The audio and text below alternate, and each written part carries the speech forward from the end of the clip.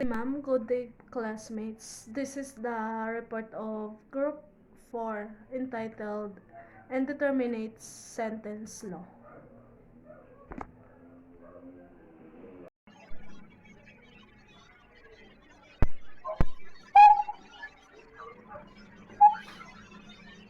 Section 1.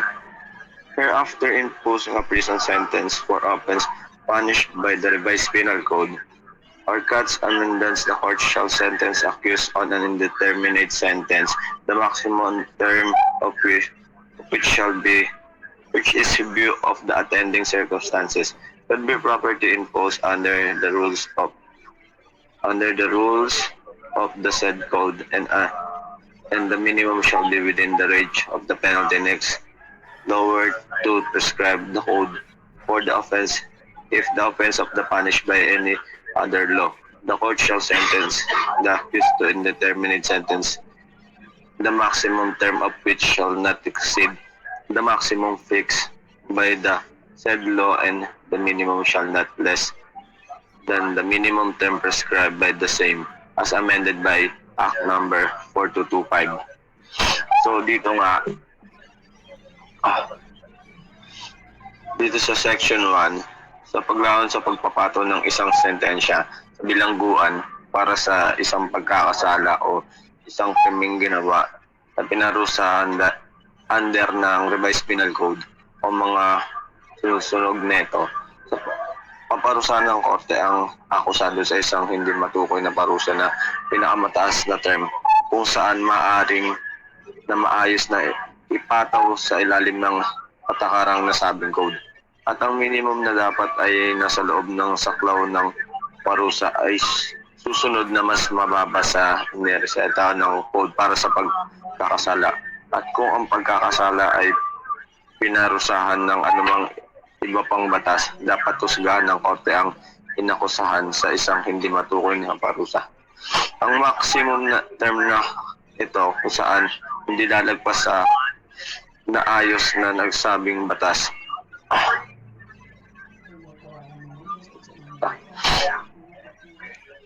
Pagkatapos sa pagpapato ng isang sentensya bilang para sa isang pagkakasala na pinarusahan ng bagong code, parusa o kumakain ng mga kusog, tulan ng korte ang akusado sa isang hindi matukoy na parusa. Yun lang. Next.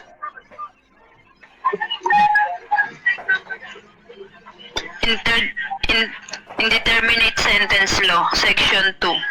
This act shall not apply to persons convicted of offense punished with death penalty of life imprisonment, to those convicted of treason, conspiracy, or proposal to commit treason, to those convicted of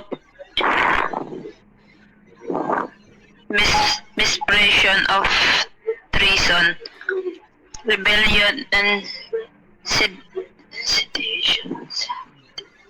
sedition of espionage, to those convicted of piracy, to those who are habitual delinquents, to those who have escaped from confinement or evaded sentence, to those who, having been granted conditional pardon by Chief Executive, shall have violated this term thereof, to those whose maximum term of imprisonment does not exceed 1 year, or to those already sentenced by final judgment at time of approval of this, except provided in Section 5. Convicted of offenses punished with death penalty of life imprisonment, parusang kamatayan o pagkabilanggo habang buhay.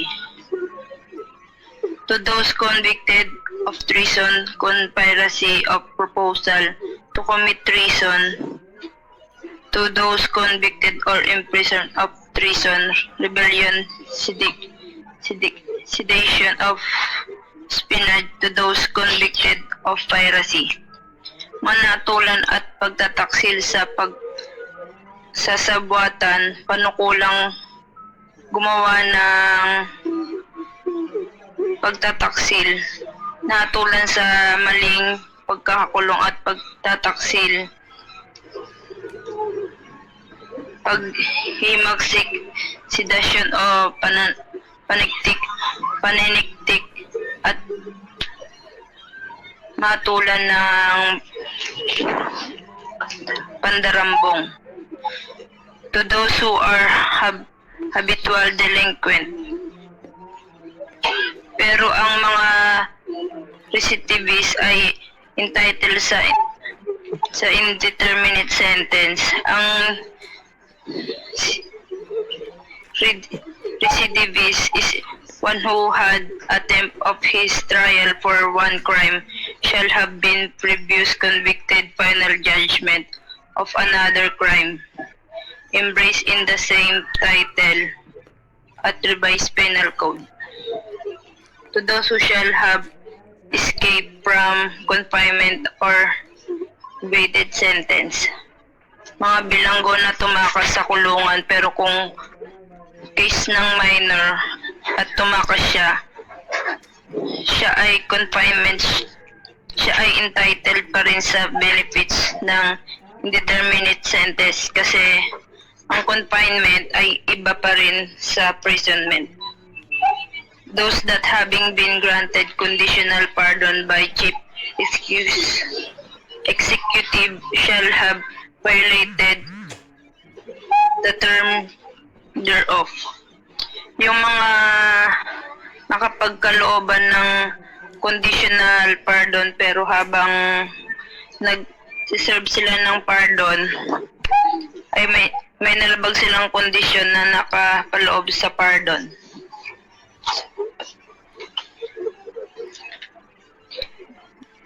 Those whose maximum period of imprisonment does not exceed 1 year. Yung mga offense na maximum penalty ay di lalampas ng 1 taon. Those already serving final judgment upon approval of this Act, December 5, 1933. Mga offense na hinatulan na bago pa isa batas ang indeterminate sentence law. Those sentenced to penalty of discharge or suspension. Mga offense na ang sentence ay discharge o suspension. Next.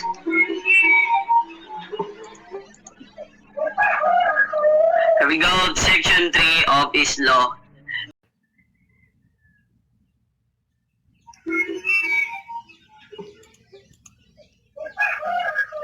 Here we go, Section 3 of this law. There is hereby created a Board of Pardons and Parole to be composed of Secretary of Justice, who shall be its chairman, and 4 members to be appointed by the President. So this would be a group by the Secretary of Justice that we have a chairman and 4 members.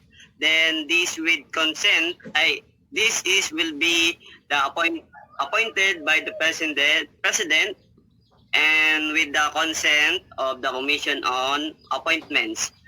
So sa bawat magiging member ng Board of Pardons and Parole ay meron din silang 6 na taon na termino.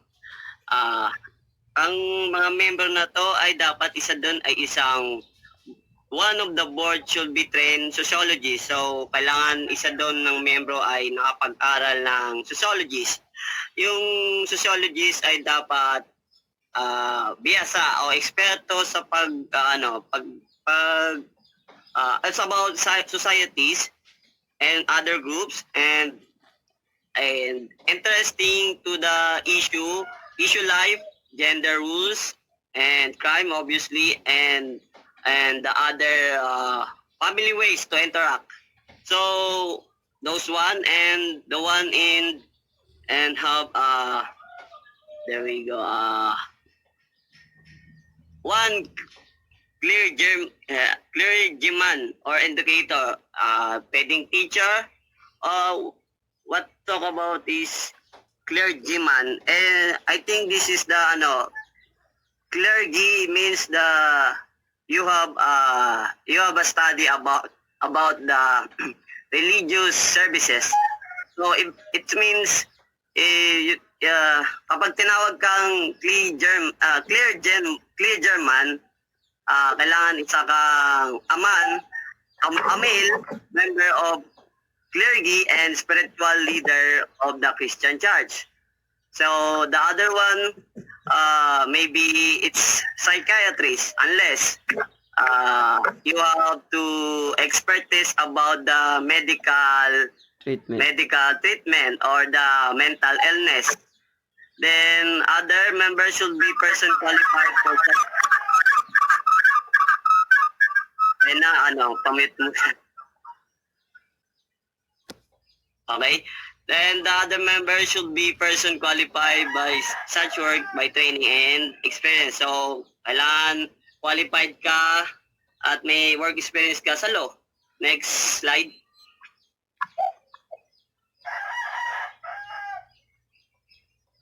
Section 4 of this law, the Board of Pardon and Parole is authorized to adopt such rules and regulation as may be necessary for carrying out in function and duties. Obviously, kailangan kapag ikaw isang member ng Board of Pardon and Parole, kailangan mo sundin ang mga patakaran at regulations sa pagbibigay ng duties mo. So the board is empowered to call upon in any bureau, office, branch, subdivision, agency, or instrumentality of the government for such assistance as it may need in connection with the performance of its function. So, bilang isang board pardon, pwede ka rin lumapit sa mga sinasabing name na to, bureau, office, branch, and etc. para sa assistant ng iyong paglilitis dito sa departamentong ito. Then majority of the all members should be constitute quorum or meeting, and majority vote should be necessary to arrive at decision.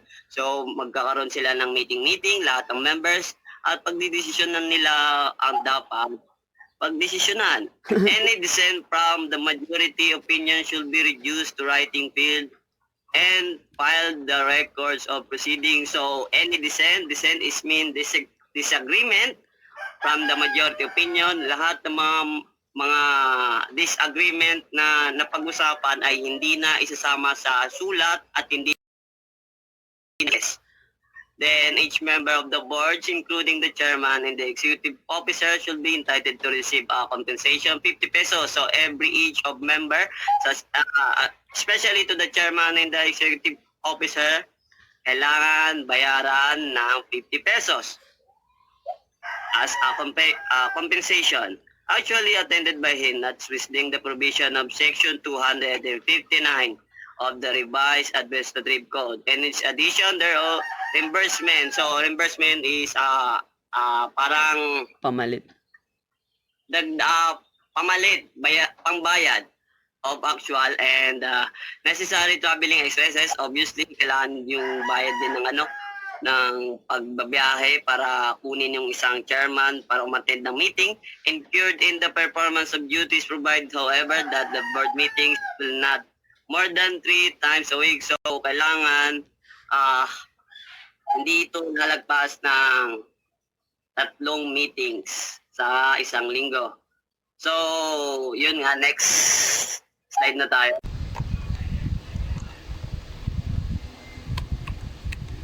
Section 5. It shall be the duty of the board when determinate sentence to look into the physical, mental, and moral record of the prisoner who shall be eligible to parole and to determine the proper time of release of such prisoner. So, trabaho na itong board of the determinate sentence na tingnan yung mga records ng prisoner na magiging eligible sa parole. Tinitingnan nila dito yung behavior ng ng prisoner doon sa sentence na binigay sa kanya. Within the sentence na binigay sa kanya. Whenever any person shall have served the minimum penalty imposed on him, he shall appeal to the board with the terminate sentence from the reports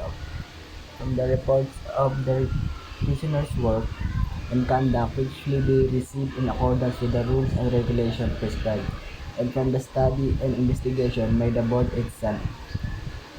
That such power is fitted by his training for release will not be incompatible with the welfare of the society. So, sinabi dito na kailangan ma-serve muna ng prisoner yung minimum sentence na minimum penalty na naka-impose sa kanya. Sinasabi din dito na yung board of determinants yung said board na yung board yung nag-study and investigate sa record ng prisoner. Dito personally nilang tinitignan yung mga reports ng prisoners, tsaka kung magiging okay na ba sila kapag nirelease sila ulit sa society kapag nabigyan na sila ng parole. In its discretion, in accordance with the rules and regulation adopted in other. So, sabi dito na kailangan tinitingnan nila kung sumusunod ba sa rules and regulation ng board na sumusunod ba sa rules and regulations yung prisoner. Authorize the release of such prisoner on parole upon such terms and conditions as prescribed and as may be prescribed by the board. O sinabi dito na yung mga conditions kailangan magawa ng mga prisoner yung mga conditions na nakasaad sa board nakasaad para mabigyan ng parole. The said board on the terminate sentence shall also examine the records and status of prisoners who shall have been convicted of any offense other than those named in section 2 hereof, and have been sentenced for more than 1 year to final judgment prior to the date on which this shall take effect, and shall make recommendation in all such cases to the Governor General with regard to the parole. Sabi dito na said board of determinate sentence, sila yung ini-examine nila yung tinitingnan nila yung records, diba? Sabi ko na records, tinitingnan nila yung status ng prisoner, kung anong crime ba yung nakomit niya, kasi merong nakasaad sa section 2 yung mga crime na hindi binibigyan na hindi na-apply yung parole. Nakasaad sa section 2 kanina. Sinabi nga kanina tsaka of the prisoner as they been qualified for as regular and shall have served a minimum period of prison at less than minimum period of which they may sentence. Sabi dito kailangan minimum. So dito sa section 5 sinasabi dito na sinasabi dito yung mga conditions and terms para sa parole. Kailangan yung mga conditions na para maging qualified para sa parole.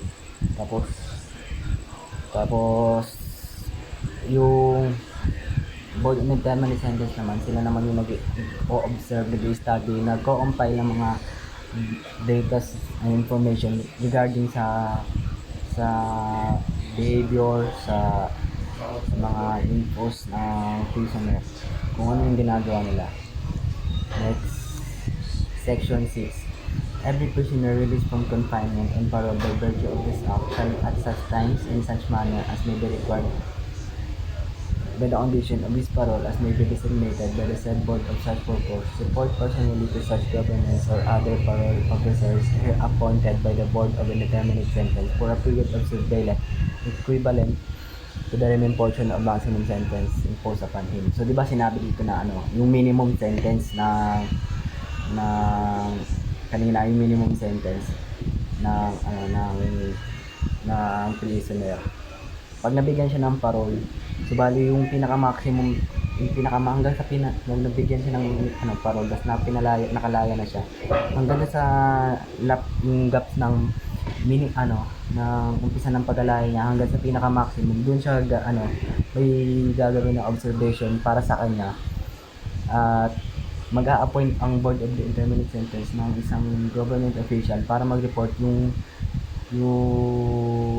prisoner ng mga mga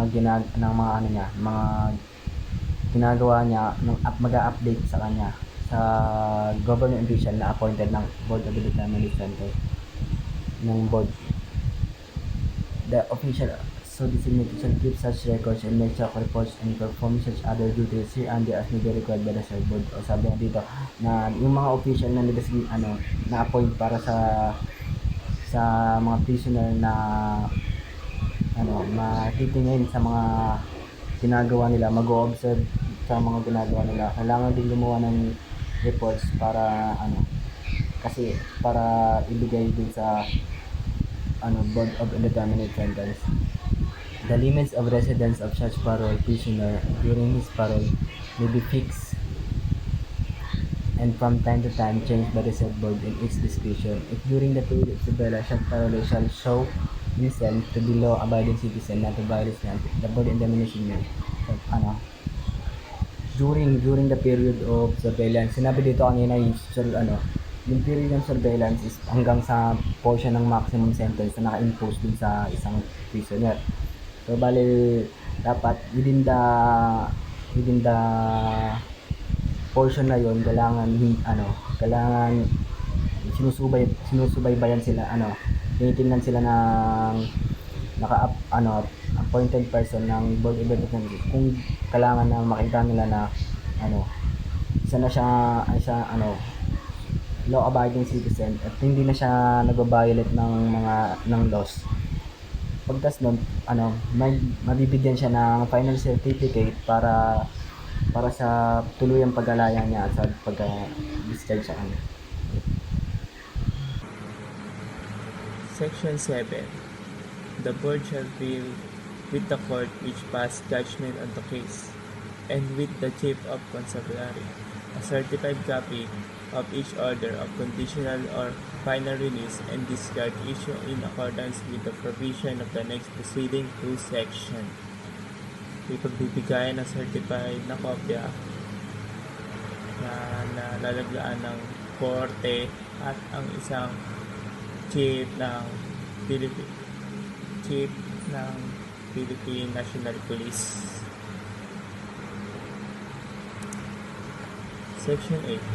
Whenever any prisoner released on parole by virtue of this act shall, during the period of surveillance, violate any of the condition of his parole, the Board of Indeterminate Sentence may issue an order for his rearrest, which may be served in any part of the Philippines Islands by any police officer. In such case, the prisoner so rearrested shall serve the remaining unexpired portion of the maximum sentence for which he has originally committed to prison, unless the Board of Indeterminate Sentence shall, in its discretion, grant a new parole to the said prisoner. Sabi dito, kahit sinong prisoner na nareleasan ng parole na lumabag sa surveillance ng mga pulis na nalaman nila nag-violate siya ng kaso habang nag-grant siya ng parole, ay huliin ulit siya kahit sa part ng Philippine, kahit sinong officer, at isi-serve niya ulit yung natitira niyang sentence. Kunyari, prison correctional yung naging penalty ng kaso niya. 6 months and 1 day 1 day to 6 years. Dahil ang natitira doon ay 3 years, isa-serve na ulit yan.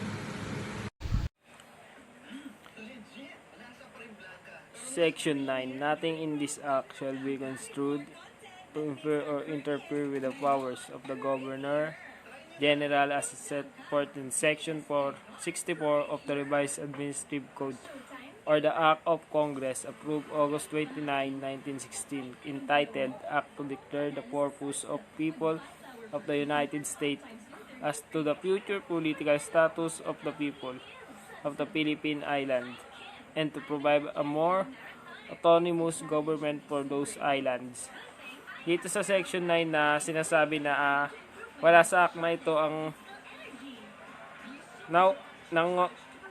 nangangahulugan o mangialam or mag-interfere sa power ng Governor General na nakapaloob dun sa Section 64 of the Revised Administrative Code of Act of Congress. Naaprubahan siya noong August 29, 1916.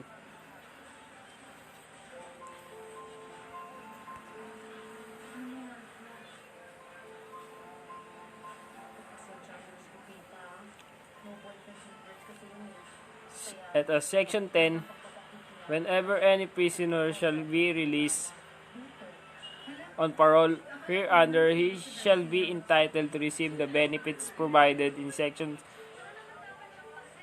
1751 of the Revised Administrative Code. It was approved and effective on December 5, 1933. Dito, sa Section 10 naman na ang sinasabi dito, ang sino mang prisoner ay maaaring ma-release under parole and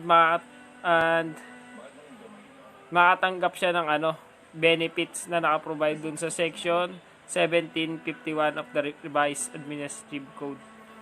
Yung etong yung Section 1751 ay ito yung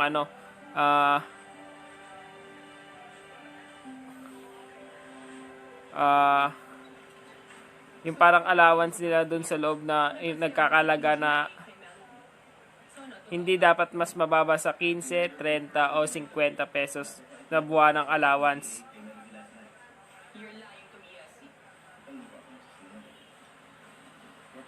Naaprubahan siya noong December 5, 1933.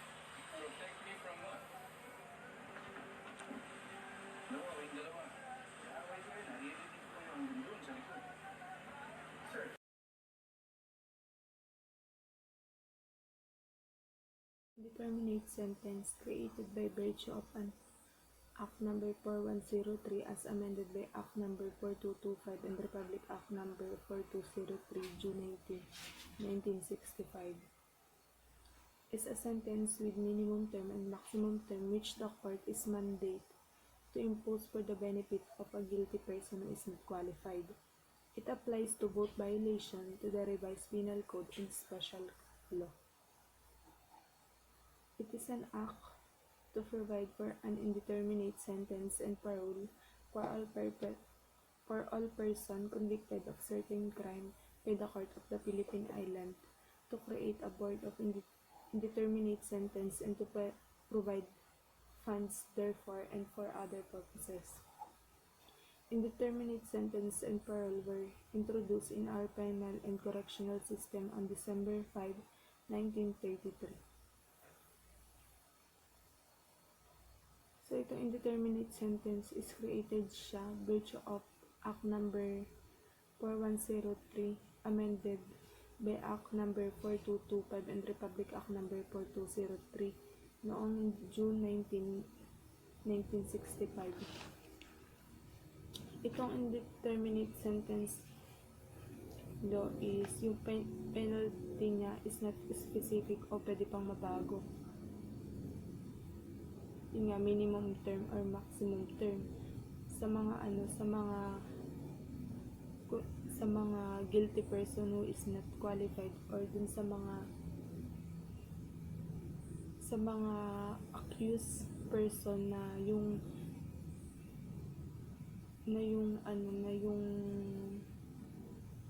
yung kaso na nagawa nila is not qualified. And then yung violation dito is ina-apply both revised penal code and special law. Pinoprovide din ng indeterminate sentence and parole. Ito yung sentence na to para sa mga convicted person of certain crimes by the Court of the Philippine Island.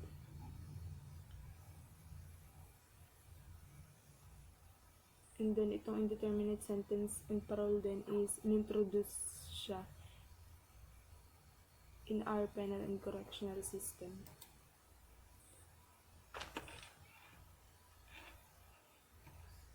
Purpose of indeterminate sentence. The purpose of law is to uplift and redeem valuable human material and prevent unnecessary and excessive deprivation of personal liberty and economic usefulness. Ang purpose nitong indeterminate sentence is yun nga, uplift and redeem, or yung mapataas or mapababa yung isang case ng isang convicted person. Pero depende yun sa sa behavior, physical, mental, and moral records niya sa loob ng kulungan. If yung behavior niya ba is yung meron siyang good behavior, ganun, pwedeng bumaba yung case niya. Pero kapag halimbawa pasaway siya sa loob ng kulungan, pwedeng tumaas pa yung yung sentence niya. Then indeterminate sentence removes length of sentence from jurisdiction of the court, passing the authority to a parole board of several members who are ideally supposed to be experienced student of human behavior and rehabilitation. Itong yung purpose din nito is, yung indeterminate sentence is nire-remove niya yung sentence from jurisdiction of the court, and then ipapasa yun sa parole board dahil sila yung bihasa o sila yung may experience dun sa human behavior and rehabilitation. Origins and development of interdeterminate sentence. Interdeterminate sentence originated as a means of securing social protection against offenders. It was occasionally used in the Middle Age and seems to have been introduced for the purpose in the Carolina 1732 and Treslana 1768, the Colonial Law, Connecticut in 1769, and Procyon 1794. So interdeterminate sentence daw is nag-originated nga daw siya with means of securing and social protection against offender, or pagbibigay protection nga daw sa mga offenders. Kasi kung hindi ikukulong yung offenders, yung offended party ay may tendency bawian siya. May tendency na bawian siya. Example nga dito is physical injury yung ginawa ng offenders. Tapos yung offended party is gustong gawin sa kanya is parang i-murder na siya. So kailangan kulong kailangan bigyan ng protection ng offenders kasi may tendency nga na bawian siya ng offended party kahit hindi naman serious crime yun na commit niya. Tas yung interdeterminate sentence daw are na-use na siya noong Middle Age pa nga daw, at na-introduce siya sa Carolina 1732, the Treslana noong 1769, the Colonial Law, Connecticut noong 1769, and Procyon noong 1794. The Procyon Decree of 1799, it was employed as a primary penalty for thieves and robbers in purer bunch monumental achievement. The Criminal Code of Bavaria 1813 and in the Code of Oldenburg 1914. The use of interdeterminate sentence was extended to a number of other offenders under very long term of imprisonment. So, yung Procyon Decree nga daw noong 1979, yung interdeterminate sentence daw is naging permanent penalty daw siya para sa mga thieves and robbers. Pati yung yung paggamit ng interdeterminate sentence is nagamit din siya sa mga merong long term of imprisonment nga daw. Next.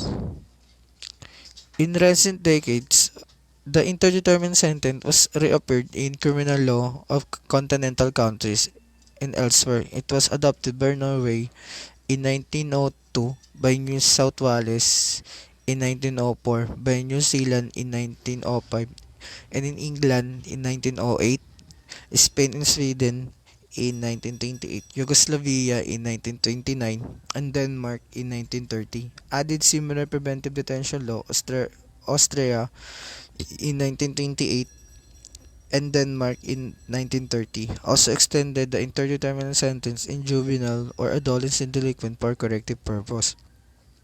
So sa mga nakaraang recent decades o sa mga nakaraang dekada daw, yung indeterminate sentence daw ay nag-reappear daw ulit sa criminal law ng mga continental countries or mga iba't ibang bansa.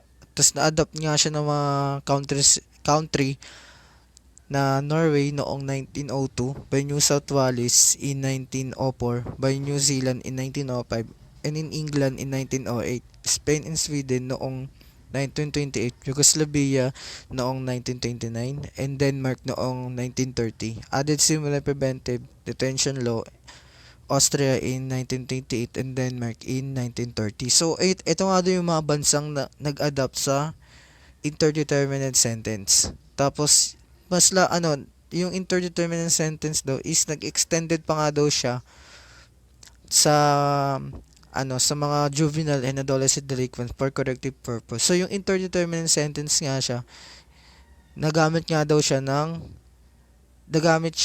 sa mga juvenile or adolescent delinquent for corrective purpose daw.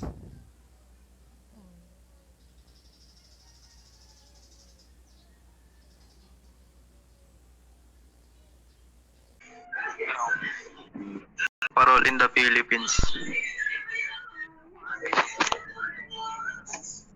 Indeterminate sentence and parole were introduced in our penal and correctional system on December 5, 1993 with the approval of Republic Act number 4103. Sabi dito, yung indeterminate sentence tapos parole na introduce sa ating penal and correctional system noong December 5, 1993 with the approval of Republic Act number 4103, entitled An Act to Provide an Indeterminate Sentence and Parole for All Persons Convicted for Certain Crimes by the Courts of the Philippine Islands. Sabi dito, yung 4103 daw po, yung an act siya nagbibigay ng indeterminate sentence tapos parole para sa mga taong nakagawa ng krimen sa Philippine Islands. Next. Distinction between an indeterminate sentence from a determinate sentence. An indeterminate sentence is a sentence imposed for a crime that is not given a definite duration. The present term does not state a specific period of time or release date, but just a range of time such as 5 to 10 years. Sabi dito, yung indeterminate sentence daw, hindi sila nagbibigay ng definite duration o specific period of time or release date. Nagbibigay lang sila ng range time. Halimbawa, 5 to 10 years. Yung pinaka-minimum nun 5, hindi na pwedeng bumaba doon. Tapos yung maximum niya 10 years, hindi na rin pwede sumobra doon. Kumbaga nagre-range lang siya sa 5 to 10 years. Next. On the other hand, a determinate sentence is a sentence of confinement for a specific or minimum period specified by statute. The period fixed by the statute is not negotiable. A convicted person could serve more than the determinate sentence but not less. Actual limits of determinate sentence are determined at the time the sentence is imposed. Para mapadaling maintindihan, yung determinate sentence, nagbibigay lang siya ng specific time. Kumbaga, kunwari, 5 years. Hanggang doon, yun na talaga siya, 5 years. Pero pwede pa rin tumaas. Depende pa rin sa magiging sentence sa kanya. Pero bawal na siyang mas bumaba sa 5 years. Yun lang yung pinagkaiba ng indeterminate sa determinate. Yung sa indeterminate, merong range. Sa determinate naman, specific lang. Next. Objectives of the indeterminate sentence law. The objectives of the law are, number 1, to avoid prolonged imprisonment of convicts resulting in economic wastefulness. Number 1 daw is para maiwasan yung mahabang pagkabilanggo ng isang convict na nagre-result ng economic wastefulness. Economic wastefulness why? Kasi 'di ba, nang yung budget na napupunta sa kanya na kung pwede naman pala siya kung pwede naman pala siyang mag-serve ng punishment niya sa labas ng bilangguan, ba't hindi na lang gawin yun? Kasi yung budget na mapupunta sa kanya is dapat mapunta na lang sa iba na mas karapat-dapat na pagbigyan, kasi yung pagbigyan na mas seryosong kaso yung nakomit ng isang taong yun, ganon. Kasi kung mas maraming tao doon sa loob mas maraming tao sa prisuhan, mas marami yung gagastusan ng gobyerno, ganon. Tapos number 2, to decongest the jails by having the convicts serve their sentence outside of prison. Decongest or hindi magiging overcrowded yung loob ng prisuhan, kasi nga 'di ba, mas yung kunwari ng lahat ng nakakomit ng crime is ipapasok mo sa loob ng prisuhan. Lahat yon kahit yung mga less serious lang naman, yung mga less serious yung mga kaso nila, tas papatagalin mo dun sa loob ng prisuhan, may tendency talaga na magsisiksikan sila doon. Tapos tas pag magsiksikan sila, mas marami sa kanila yung magkakasakit. Another budget na naman ng gobyerno, 'di ba? Tas number 3, to save the government of the expenses necessary to maintain these prisoners in confinement. Yun na nga, yung para ma-save yung budget ng gobyerno na sa para ma-maintain lang yung health ng mga ng prisoners, meron silang pagkain, 'di ba? Na kaya dapat yung hangga't hangga't maaari makonti ng yung mga hindi masyadong seryosong kaso, pwede naman silang i-punish, mag-serve ng punishment dito sa labas. Yun na lang, kasi para nga hindi masyadong malaki yung gastos ng gobyerno. And then, to promote reformation of the prisoner by having him under the supervision of parole officer. Para daw ma-promote yung pagbabago ng isang prisoner sa ilalim lang ng supervision ng parole officer, kasi 'di ba, mas malaki yung contribution do ng prisoner kasi dalawa lang silang nagtutulungan para magbago siya. Yun lang. Instances when indeterminate sentence law is not applicable. It is a basic law that the application of the indeterminate sentence law is mandatory except only in the following cases. Ito naman, yung mga case na hindi maa-apply si indeterminate sentence law. Number 1, person convicted of offense punished by death or life imprisonment. So number 1 is yung mga offender na may final judgment ng death or life imprisonment or habang buhay na pagkakulong. Tapos number 2, those convicted of treason, Article 114 of the Revised Penal Code, conspiracy or proposal to commit treason, Article 115 of the Revised Penal Code. Si treason is nangyayari siya during war. Kasi 'di ba, yung pagtatraidor mo sa sarili mong bansa, tas kakampi ka sa kalabang bansa. Yun yung treason. Lang siya, during war lang siya. Then proposal or conspiracy to commit treason is yung pagpaplano nyo or pagbuo nyo ng plano na mag-commit kayo ng treason. Hindi siya applicable din na magkaroon ng indeterminate sentence law. Tapos number 3, those convicted of misprision of treason, Article 116 of the Revised Penal Code, rebellion, Article 134 of the Revised Penal Code, sedition, Article 139 of the Revised Penal Code, or espionage, Article 117 of the Revised Penal Code. Si misprision of treason, siya, nang yung yung alam mo na may magko-commit ng treason, may alam ka pero hindi mo isinumbong sa otoridad or pinabayaan mo lang sila. Hindi ka nagsabi sa otoridad na ganto-ganto. 'Yon, misprision of treason 'yon. Tapos sa rebellion, yung pag-aaklas mo laban sa gobyerno kasi yung hindi mo gusto yung pamamalakad ng government, ganon. Tapos sedition, Article 139. Sedition is yung speech or panghihikayat mo na na naglilid na magkaroon ng rebellion. 'Yun. Or espionage, Article 117. And those convicted of piracy, Article 132 of the Revised Penal Code. Si piracy is yung pag-grab mo sa sa sasakyang pandagat or mga barko, ganon, yung pinapasok nyo yung barko tapos nagnakaw kayo. Those who are habitual delinquent, Article 62, Paragraph 5 of the Revised Penal Code, habitual delinquent or yung ginawa mo ng hobby, yung pagiging delinquent mo, yung paulit-ulit ka nang gumagawa ng crime, yon, hindi siya applicable na mabigyan ng indeterminate sentence. Then number 6, those who escape from confinement or those who evaded sentence.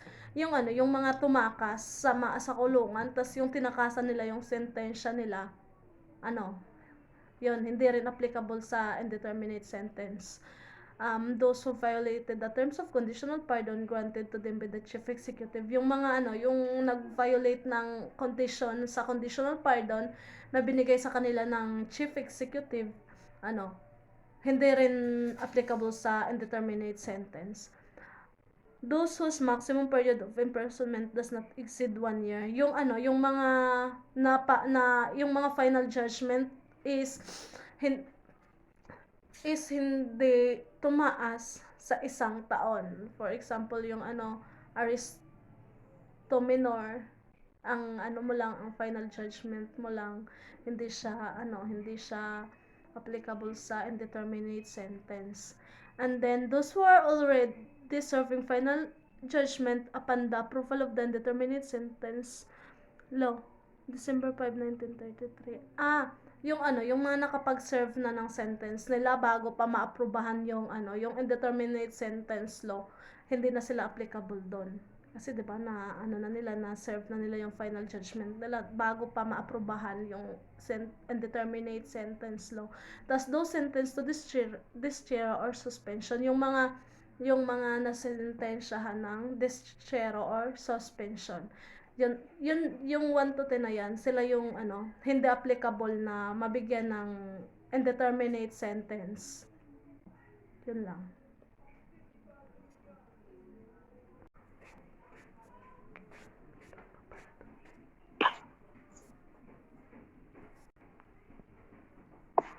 Factors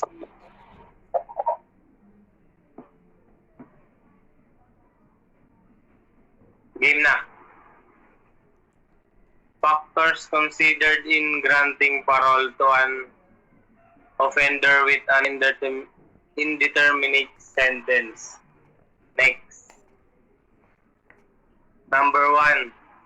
The original recommendation of the sentencing judge and prosecutor. So dito sa number 1, ito yung nirecommend mismo ng sentencing judge or prosecutor na mabigyan ng parole yung offender na under sa indeterminate sentence. Number 2, the length of time an offender has served on the conviction to date. So, ito naman yung yung haba kung saan na-serve ng offender yung hatol sa kanya. na-serve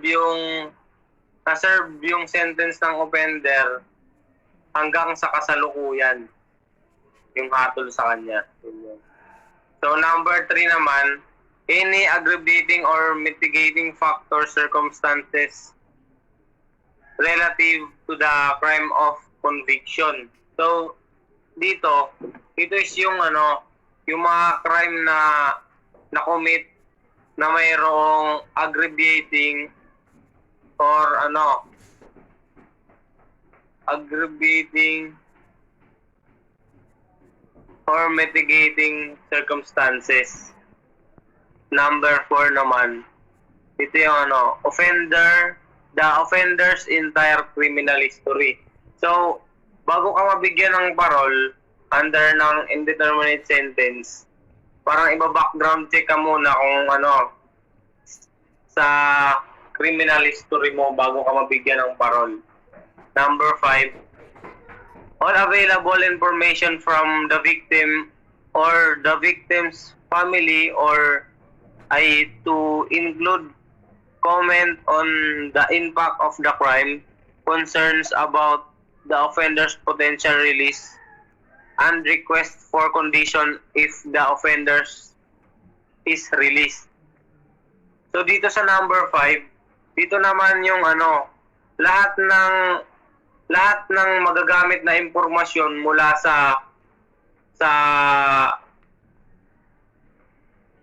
sa victim or sa pamilya ng biktima na upang makatulong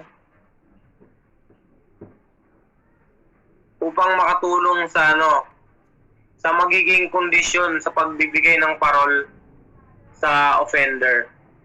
Next. Number 6 naman, participation in or refusal to participate in available programs or resources designed to assist an offender in reducing the risk of reoffense. So dito naman sa number 6, ito yung pakikilahok sa mga programa upang matulungan ang isang nagkasala na hindi na muling makapag-commit ng crime. Tapos number 7 naman, the risk to public safety. Siyempre, bago ka mabigyan ng parol, titignan muna kung bago ka palayain kung meron ka bang risk sa public safety. Number 8, serious and repetitive disciplinary infraction during incarceration. So dito naman sa number 8, ito yung tinitignan kung madalas ka bang mapasama sa mga paglabag sa patakaran sa loob ng kulungan. Number 9 naman, ito yung evidence of an inmate's continuing intent or propensity to engage in illegal activities. Example, victim harassment, criminal conduct while incarcerated, used illegal substances. So dito sa number 9, ito yung mga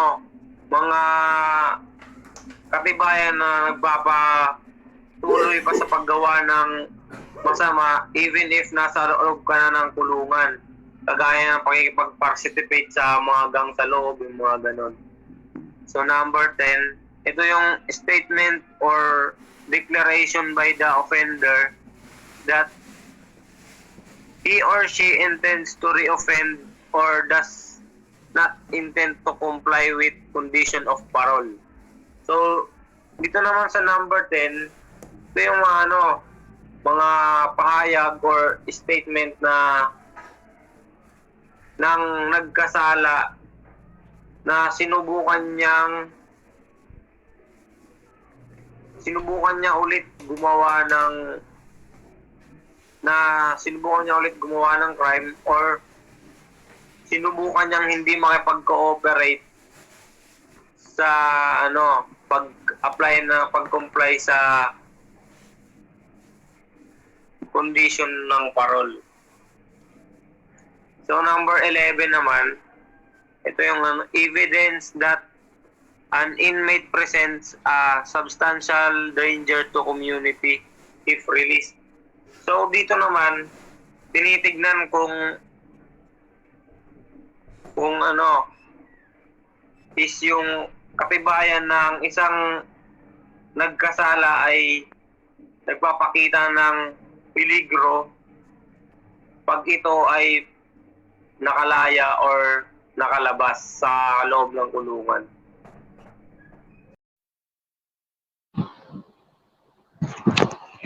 Rules in determining the maximum and minimum terms of the indeterminate.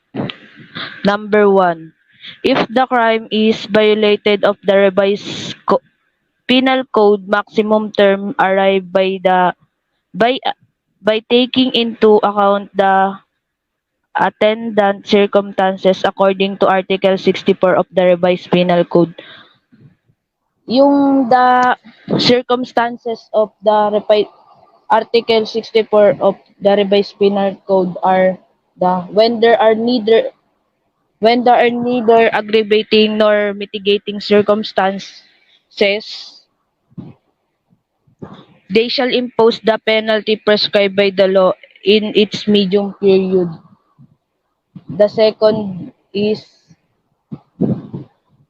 when only a mitigating circumstances is present in the commission of the act, they shall impose the penalty and its minimum period. That number 3, when only an aggravating circumstances is presenting in the commission of the act, they shall impose the penalty in its maximum period. For when both mitigating and aggravating circumstances are present, the court shall reasonably offset those of one class against the other according to their relative weight.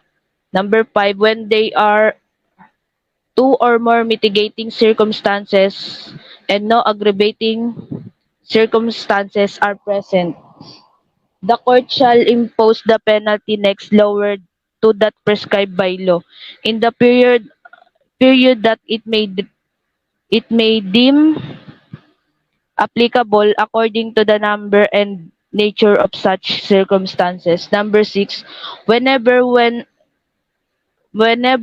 may be the number of the nature of the aggravating circumstances, the court shall not impose a greater penalty than the prescribed by law and its maximum period. The last one is within the limits of each period, the court shall determinate the extent of the penalty according to the number and nature of the aggravating and mitigating circumstances and the greater or lesser extent of the evil produced by the crime. And minimum term shall be within the range of the penalty next lower by the 1 degree than the impossible penalty for the crime committed. Number 2. If the crime committed is violation of a special law without adopting the nomenclature of penalties under the revised penal code, both minimum and the maximum term shall be fixed by the court within the range prescribed by the special law. In minimum term, not higher than the maximum period of the penalty fixed by the special law, and in the maximum term, not lower than the minimum period of the penalty fixed by the special law. Number 3, if the committed is complex felony in complex crime, the penalty impossible is always the penalty for the graver offense to be imposed in its maximum period, regardless of the presence of any mitigating or aggravating circumstances.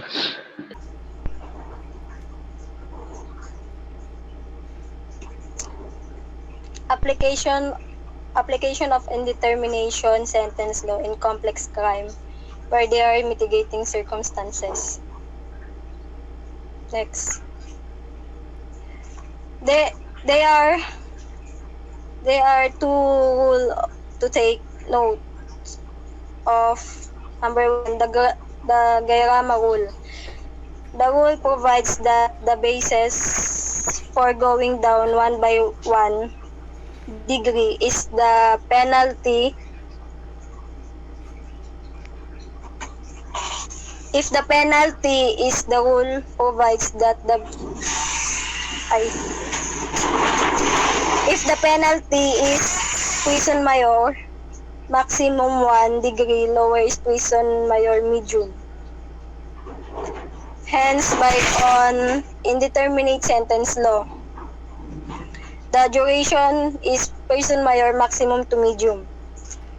Number 2, the Gonzales rule. The rule also provides that the basis of going down 1 by 1 degree is to go down 1 whole degree in the same example above 1 degree lower now is now prison correctional. The duration based on determinate sentence law is arresto mayor to prison correctional. Example, there are 3 ordinary mitigating circumstances and 1 aggravating circumstances.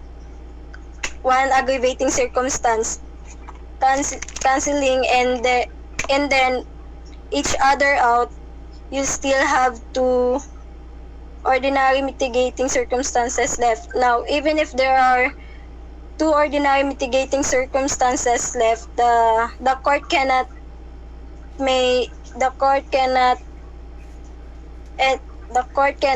any more lower than the penalty by 1 degree because at the onset there was an aggravating circumstances present. Then note bini, the correct rule that we are adopting now is the Gairama rule. This is also applied to special aggravating circumstances, quasi-recidivism, error in personnel. Next.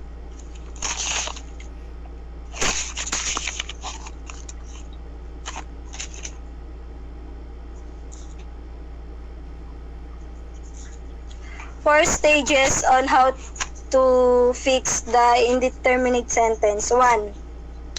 Determine the crime committed on the penalty imposed by the revised penal code or special law. So sa number 1, kailangan alamin muna kung ano yung na-commit na crime at kung ano ba yung dapat na ipataw na parusa batay sa revised penal code or special law. Number 2, fix the proper degree by determining of Article 64, Paragraph 5, 2 or more mitigating and no aggravating Article 68, minority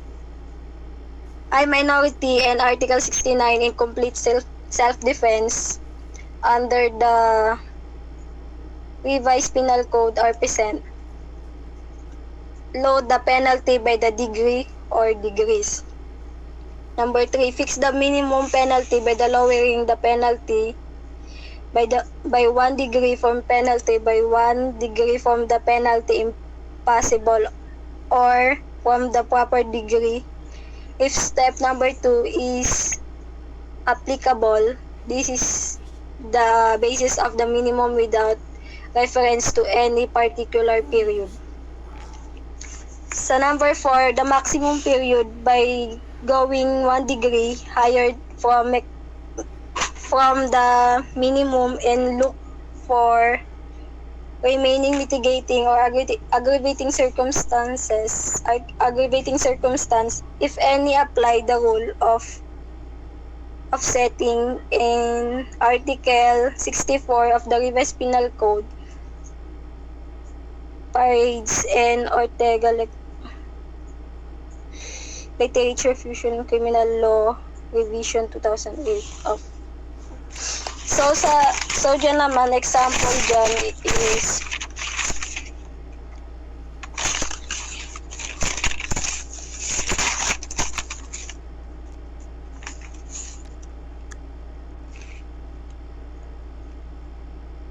so yung indeterminate minimum penalty na ipapataw alinsunod sa indeterminate sentence law ay yung next lower in the degree than that prescribed by law.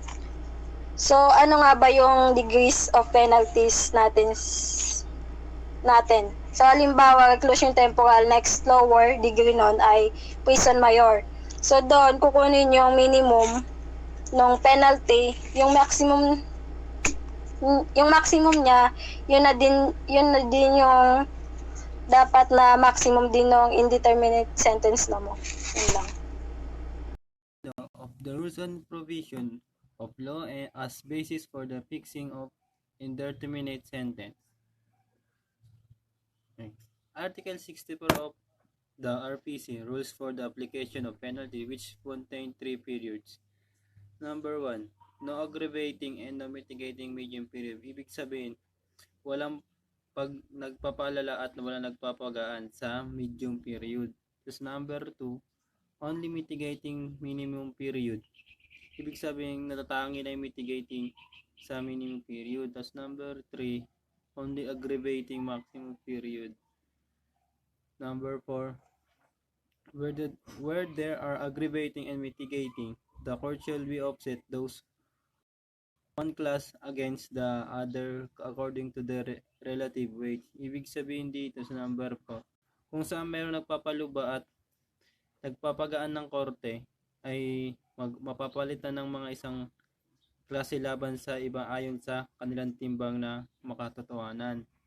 Next, number 5, 2 or more mitigating and no aggravating penalty. Next, lower 2 period applicable according to the number and nature of such circumstances. Ibig sabihin naman dito, ayon daw dito sa dalawa o higit pang pagpapagan o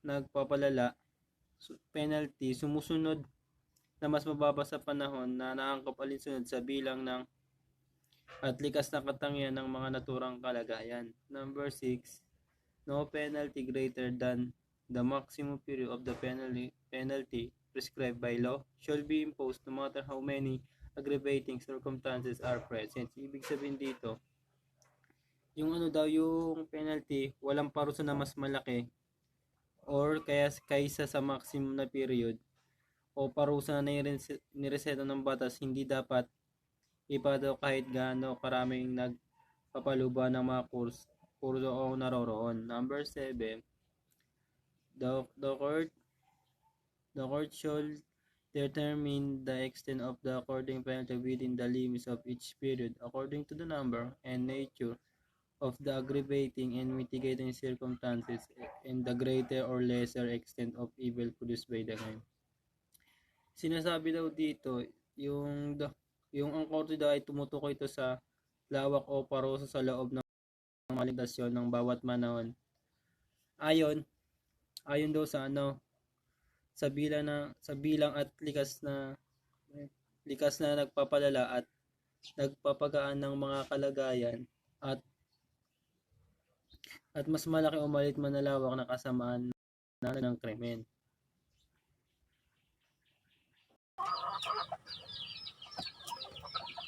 Article 68 of the RPC, penalty to be imposed upon a person under 15 years of age when the offender is a minor under 18 years and his case is one coming under the provisions of the paragraph next to the last of Article 80 of this code. The following rules shall be observed. Number 1.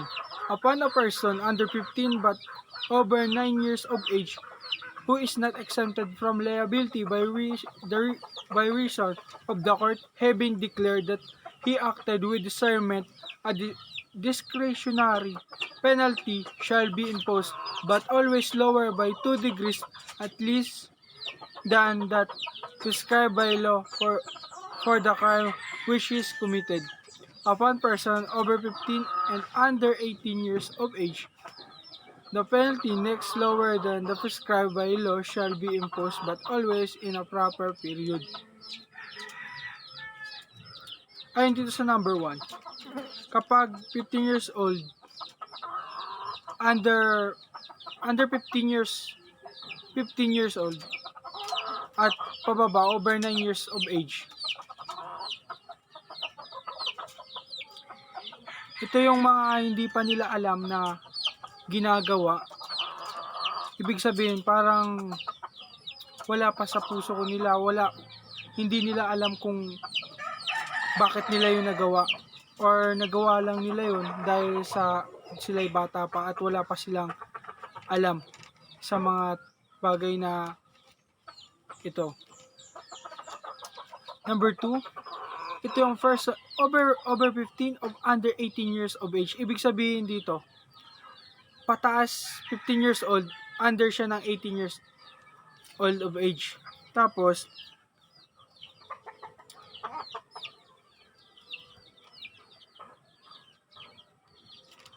yung magiging ano nila, yung kunyari may nakagawa silang labag sa batas, narito pa rin yung yung nandun pa rin yung paglilitis ng korte at nasa tamang panahon upang pagbayaran nila yung kanilang kasalanan na nagawa. Ibig sabihin, lilitisin pa kasi hindi pa sila pwedeng ikulong mismo. Parang under pa sila ng like DSWD kasi sila, minor de edad pa. At dito naman sa take note that under Section 38 RA number 9344, suspension of sentence shall still be applied even if the juvenile is already 18 years of age. While under suspended sentence, the court shall determine whether to discharge the child in accordance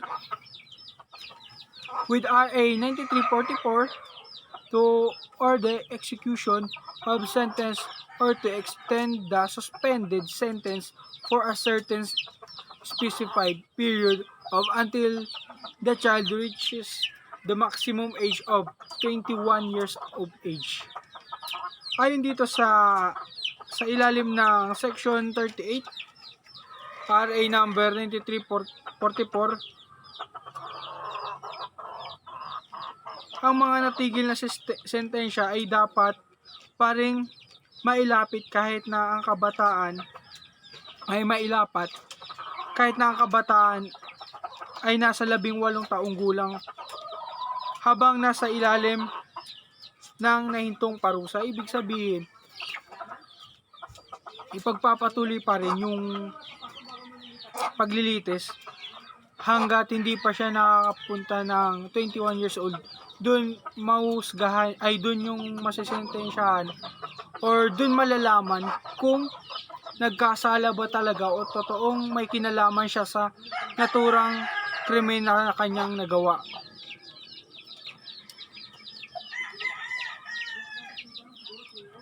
Tapos hihintayin nila ito hanggang umabot ng 20 years old yung 21 years old. Pero habang hinihintay yung kanyang pagka 21 years old, nasa loob pa siya ng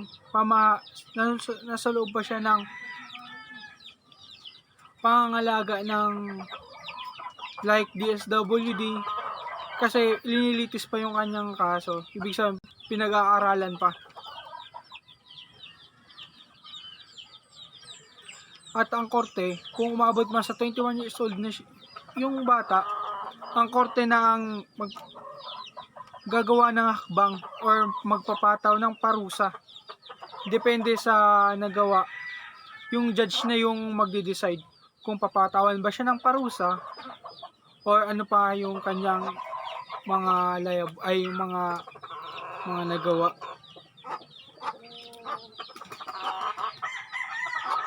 Article 69 of the RPC, penalty to be imposed when the crime committed is not wholly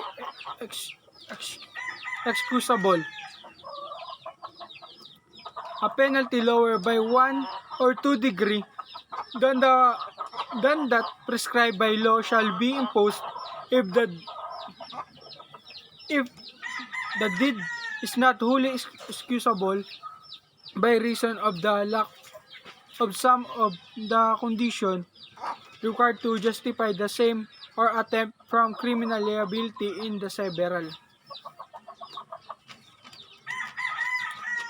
case mentioned in Article 11 and 12, provided that the majority of such condition be present, the court shall impose the penalty in the period which may be deemed proper in view of the number and nature of the condition exemption present of the king.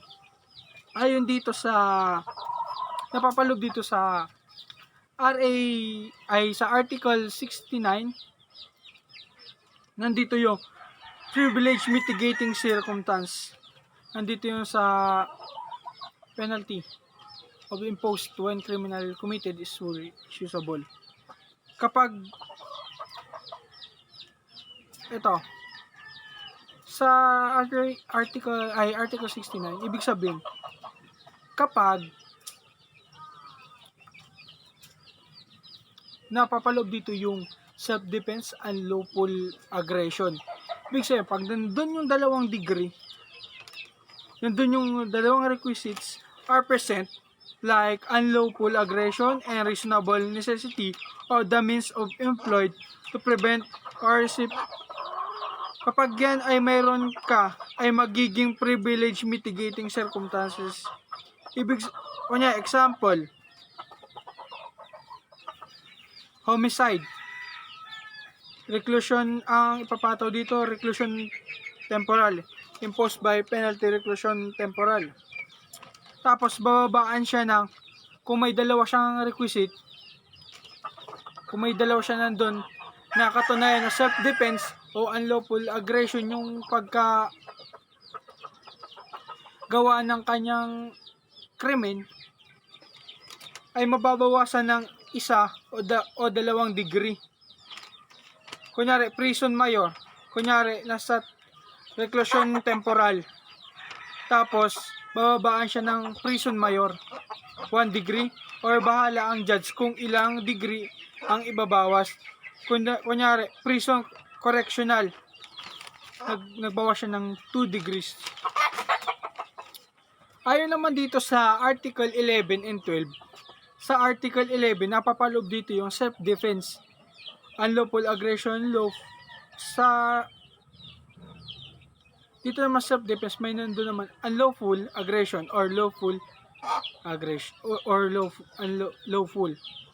Ibig sabihin dito, kunya nagawa mo yung isang bagay or pinagtanggol mo lang yung sarili mo or inunahan mo na siya, napapaloob dun yung self-defense. Nandito yan sa Article 11. Sa Article 12 naman, exempting circumstances, ibig sabihin dito sa Article 12, ito, shortcut ko na, sa Article 12, napapaloob dito yung, kunyari, wala ka sa pag-iisip, kulang ka sa pag-iisip, or baliw ka, or special child ka, tapos, nagawa mo yung yung bagay na hindi mo alam. Ibig sabihin, babawas yung nun, makikita ng judge kung willing mo talagang ginawa yun or totoo talagang may sakit ka sa pag-iisip or abnormal ka kung tawagin nila. Or nandito pa din napapaloob yung sa Article 12 yung 18 years old. 9 years old pababa. Ibig sabihin dito, parang yung parents yung kunya may nagawa yung bata, nakapatay kunyari ganun. Or hindi naman. Yung magulang yung magbabayad nun. ayon dito sa Article 12. Yun lamang po at maraming salamat. Sana po naintindihan niyo ang aking report.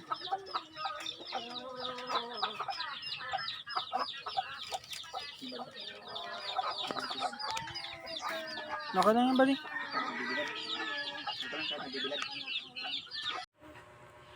Distinction between degrees of penalty from period of penalty.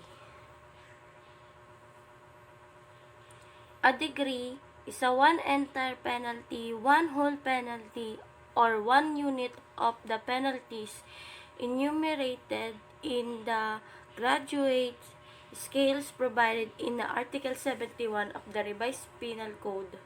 Each of the penalties of reclusion perpetua, reclusion temporal, prison mayor, etc. enumerate in the graduate scale of Article 71 is a degree. A period is a one of the three portions called minimum, medium, and maximum of visible penalty. In death, take note. Ngayon, wala na tayong death penalty kasi tinanggal na siya under RA number 9346 na scales of penalties under Article 71 of the Revised Penal Code. Reclusion perpetua. 20 years, 1 day to 40 years after serving 30 years, he may be pardoned. Dito naman, yung example na mga crime under dito is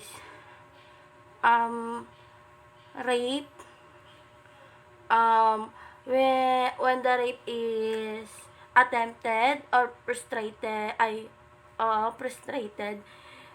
tsaka homicide, committed by the reason or on the occasion thereof. The penalty shall be reclusion perpetua to death.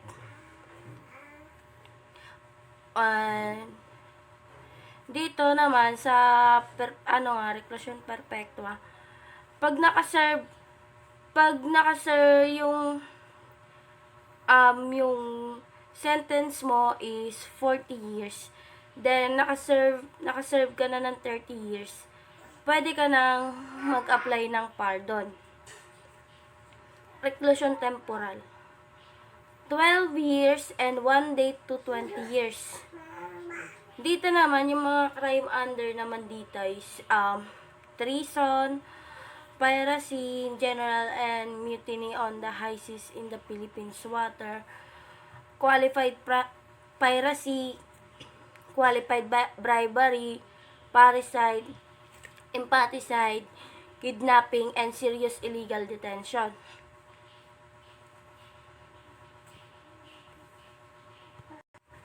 Tapos ka na? Then, sa reclusion temporal, may period nga na tinatawag yung minimum period na 12 years, 1 day to 14 years and 8 months. Ang medium period, 14 years, 8 months and 1 day to 17 years and 4 months. Maximum period is 17 years, 4 months and 1 day to 20 years. Prison mayor. Prison mayor, the duration of the penalties of the prison mayor and temporary disqualification be from 6 years and 1 day to 12 years. Except when the penalty of disqualification is imposed as an accessory penalty, in which case its duration shall be that of the principal penalty.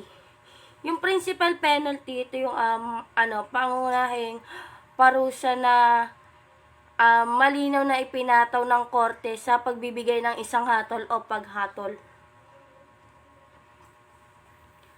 Ang minimum period naman dito is 6 years and 1 day to 8 years.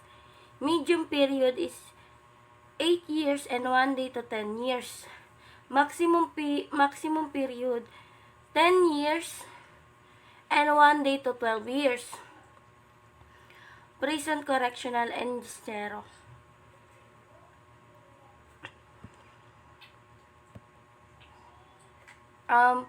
Yung prison correctional, ito naman is example naman dito is yung public officer acting under color of authority in trespass to dwelling. The offender is a private person or public officer acting in the private capacity. Ito nga yung mga nagpapanggap. Refusing to leave the premises which he entered surreptitiously after being required to leave the premises. Justiciero ay yung prison correctional at saka yung justiciero, yung minimum period nila is 6 months and 1 day to 2 years and 4 months.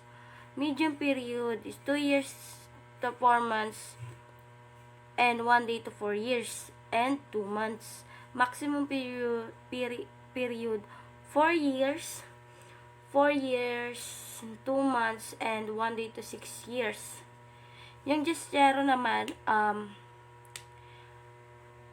ito ay isang penalty na pagbabawal sa isang convict na pumunta o pumasok sa isang lugar o sa loob ng radius na nakatalaga na hindi lalampas ng 200 kilometers o hindi bababa sa 25 kilometers mula sa lugar na binanggit sa sa desisyon. Ang haba ng penalty na ito ay parehas nga ng prison correctional is 6 months and 1 day to 6 years. Example nito is yung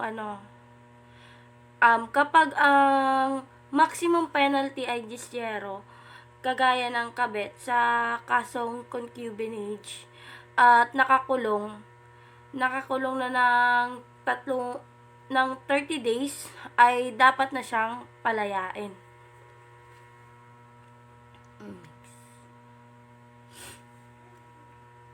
Arrest minor. Arrest minor 1 month and 1 day to 6 months. Ang medium period is 1 month and 1 day to 2 months. Medium period 2 months and 1 day to 4 months. Maximum period 4 months and 1 day to 6 months. Yung arrest minor, ito yung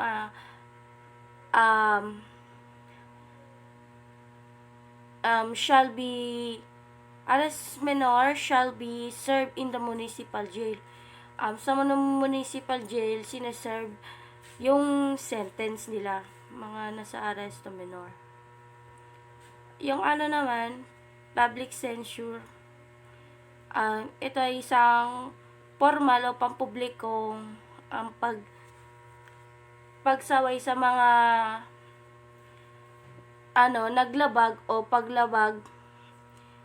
Ang censure ay isang formal at publiko na pagkondina sa mga pagkakasala ng isang individual. Ito ay mas malakas kaysa sa isang simpleng saway, ngunit hindi kasing lakas ng pagpapatalsik.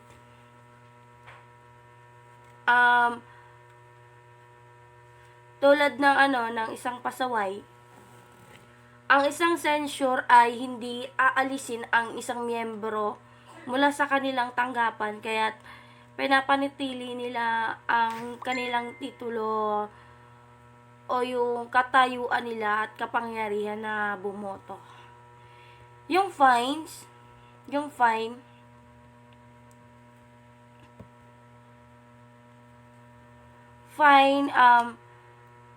fine when afflicted, correctional or light penalty. Yung sa afflicted penalties, mga under naman nun is yung reclusion perpetua, reclusion temporal, perpetual or temporary absolute disqualification, perpetual or temporary special disqualification, prison mayor. Yung sa correctional penalties naman is prison correctional, aresto mayor, suspension, at saka dischero. Yun sa light penalties, aresto minor, tsaka public censure. Yung sa afflicted penalty, shall be considered an afflicted penalty if it exceeds 6,000 pesos. Sa correctional penalty naman, if it does not exceed ng 6,000 pesos but not less than 200 pesos. Sa light penalty naman, be less than ng 200 pesos. Then, yun lang. Thank you po.